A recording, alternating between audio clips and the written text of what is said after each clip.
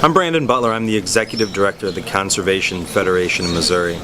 A lot of people aren't familiar with CFM. We're actually an 80-year-old organization that came together in the 1930s to stop the rapid decline of wildlife and habitat across the state of Missouri. We ran a constitutional amendment back in 1935 that actually created the Missouri Conservation Department.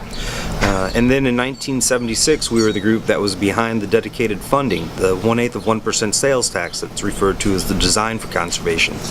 So we've had two huge wins in the history of the state, and today we still exist and thrive on protecting Missourians and conservation across the state from legislation that might deteriorate wildlife and wildlife habitat.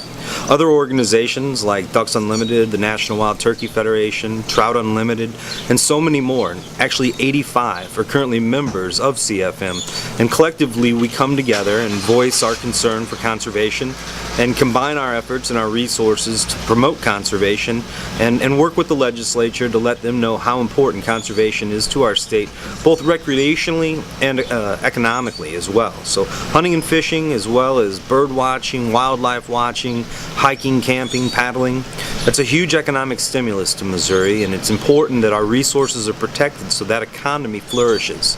So if you're not familiar with CFM, please check us out online. It's confedmo.org, confedmo.org.